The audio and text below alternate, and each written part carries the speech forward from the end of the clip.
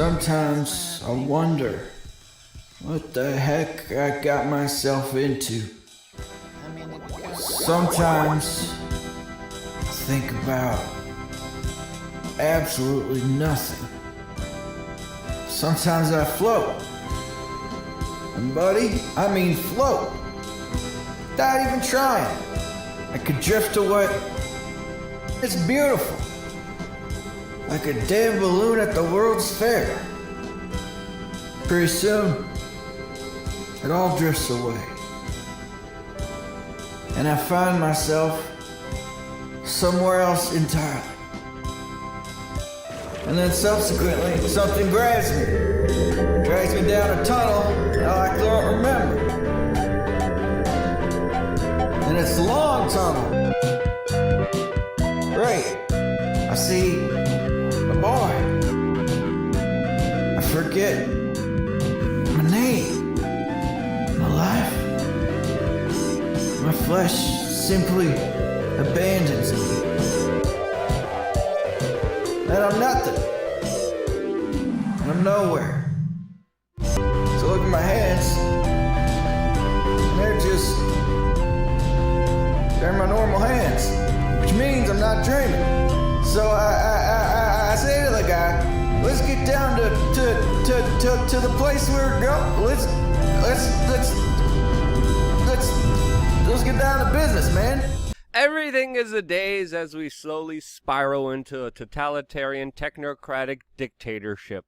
Welcome back, beautiful and amazing human beings. This is Ukadowski of WeAreChange.org. My goodness, is the political situation getting absolutely absurd and, of course, more dangerous for anyone standing in the machine's way, which we're going to be talking about with the latest raids on Giuliani. Concerning news from Germany and the United Kingdom when it comes to the evisceration of people's personal liberties and freedoms. But before we do that, plus a lot more, the clip that we played in the beginning of this broadcast was by a new YouTuber called Post America. Definitely go check her out and subscribe to her channel. She definitely does not have enough subscribers, and she makes very interesting, artistic, thought-provoking content that is pretty trippy, to say the least. Now, when the mainstream media news establishment in the United States is not knowingly spreading fake news and mistrust in the entire system, they are now, as the Washington Post announced, no longer, quote, fact-checking the President of the United States. And that statement, I think, is true not only for the Washington Post that announced that they're not going to be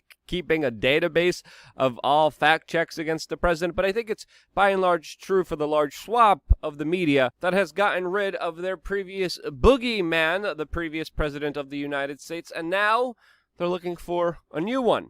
And now, largely left unchecked by the media, the Biden administration is joining the media, criticizing and going after podcasters that, of course, present an alternative viewpoint to their dogma, as, of course, we see the latest attacks by Biden officials going after Joe Rogan, asking him if he became a medical doctor when no one was looking. Now, if we're going to start asking for medical degrees to comment on current events, I definitely think we should definitely start off with individuals like Bill Gates, who doesn't have a medical degree. He just has a lot of money and had a very close relationship to individuals like Mr. Epstein, who was a former eugenicist. Now, who knows? Maybe we're not far away from a system that's already in China where you need government permission and a special piece of paper that allows you to talk about politics and other related issues. As of course here in the United States, you face a huge swath of attacks and censorship for even discussing a medical procedure. And regardless of wherever you stand on this medical procedure, whether you like it or not,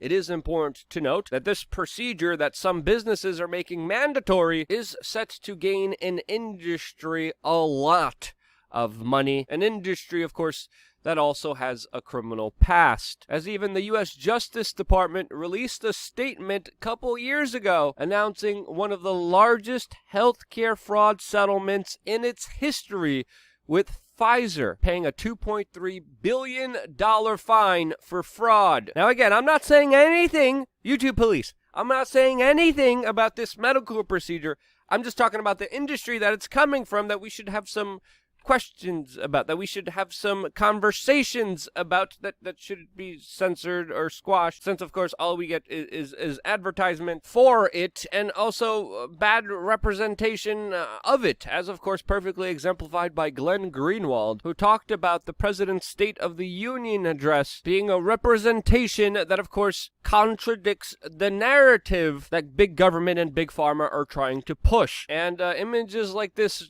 definitely don't help convince people, nor does trying to appoint a man who was on Jeffrey Epstein's payroll, a man who was working closely with Mr. Jeffrey Epstein, that was nominated to be America's science advisors. Yes, Biden's pick for America's science advisor is a man with extensive ties to Epstein, who was a eugenicist. He also praised previous eugenicists in 2018. He also previously advocated for giving private healthcare data to Silicon Valley, and that's the individual that Joe Biden wants in charge of science in this country. Also, by the way, in related news, I was able to find an extremely jaw-dropping video from a VH1 series about the fabulous life of, which did an extensive and absolutely sickening job promoting Jeffrey Epstein as some kind of amazing luminary. This was, of course, from a few years ago. We're going to be playing the full clip because we can't play it here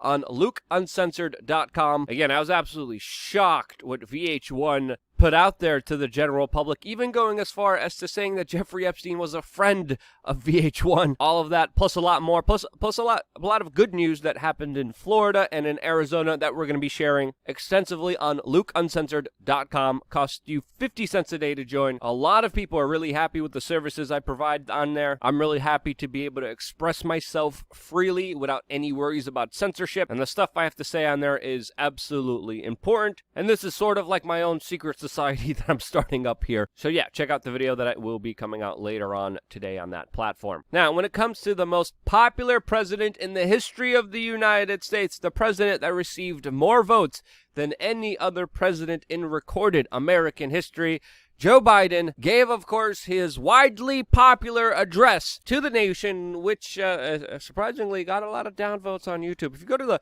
White House's YouTube channel, you kind of get a different kind of understanding and perspective there than you normally would. But as some people highlighted, this was a speech of a man who was in government for over 50 years, complaining about the problems in government that he played a part in creating. In his speech, Biden talked about the importance of increasing taxes, as he's proposing a $6 trillion bill that some are calling a, quote, socialist's dream. Now, of course, Biden talked about a large number of other issues, but his $6 trillion spending spree was, of course, the one that dominated most of the speech and most of the conversations afterwards, since, of course, it is a big, extensive plan that, according to the Biden administration, will need more taxes, more IRS audits to be able to pay for it, which is absolutely a misnomer. We live in a system where the Federal Reserve literally clicks zero on a keyboard and prints money. There's nothing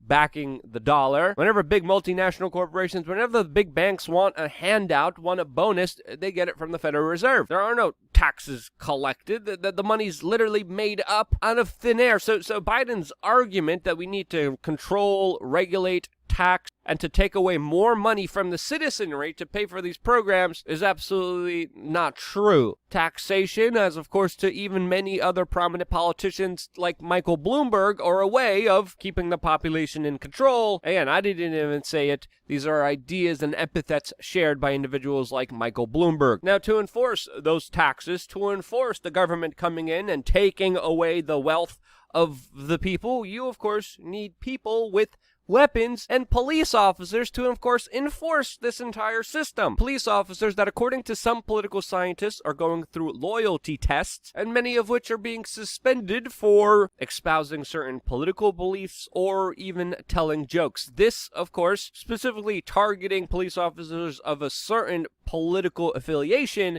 Meanwhile, when other police officers support another political affiliation, they don't face the scrutinies, the suspensions, like this police officer who was suspended for making a pretty funny TikTok video mocking LeBron James. Now, of course, I didn't agree with some of the ideas shared by this police officer, but the video was funny. But of course, he was suspended. He most likely will lose his job, and now there's a GoFundMe for him. Now, as some officers are being purged, other officers are told to enforce absolutely insane draconian laws, like in the United Kingdom, where people face a £5,000 fine for trying to go on vacation and leave the country. Meanwhile, the borders are wide open and migrant crossings are going at a daily all-time high in 2021. A man who flew from Australia to New Zealand is now facing a $4,000 fine or 6 months in jail just for leaving the country. In the United Kingdom, there's also a new video coming out showing a Christian pastor arrested for what looks like him saying that he believes that marriage is between a man and a woman. In Germany, the government is putting peaceful protesters who don't agree with the government's lockdown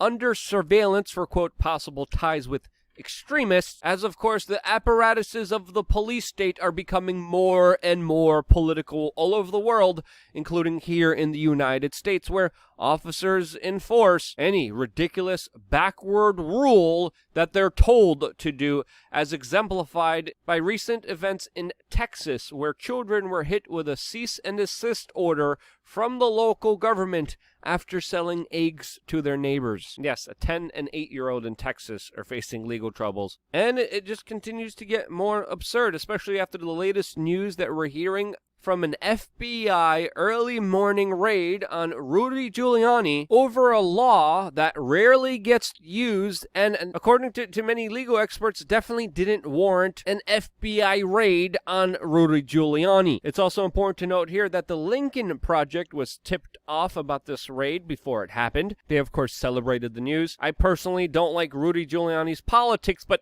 it definitely seems what's happening here is extremely political, as of course many Rudy Giuliani's electronic devices were confiscated, all except for one that had Joe Biden's son's laptop on it, a hard drive that the FBI refused to take into custody, even though Rudy Giuliani said that there is some unspeakable images. We can't even mention what Rudy Giuliani said was on that hard drive related to Hunter Biden and some young children. Serious, of course, allegations that the FBI should be taking seriously. They decided not to, and it definitely looks like they are becoming more and more political, as of course still to this day, many protesters who participated in the January 6th event are still being held in solitary confinement. Many are denied bail. Some are even accusing correction officers of torture, as of course other protesters who also attacked federal buildings, some of them even tried to light federal buildings on fire, are quietly having their charges dismissed in Portland because they had a different political ideology when they committed acts on violence on the federal buildings and the individuals inside of them. So the Biden administration dismisses charges for a bunch of people who essentially did the same thing. Some argue even did less damage to federal buildings. But as the mighty policing arm of this country becomes more and more political, it is only cementing and fomenting a rule by decree, essentially almost setting up a two-tier justice system where you will be extensively punished for believing one set of ideas while dismissed and let go if you believe another. And what's happening is worrying, and I'm not even a fan of Rudy Giuliani. There's confrontations that were pretty intense between me and Rudy Giuliani on this channel years ago, of course. I am definitely not a Trump supporter. I am definitely not a cheerleader for the police, but I'm willing to let go of all of my biases here to let you know what's happening here is troubling and signaling some very serious problems ahead, especially with a government that wants to take more and more away from you while imposing their will onto you. Force and violence should never be the answer. That's why I believe in a lot of voluntary principles that I think if more people followed,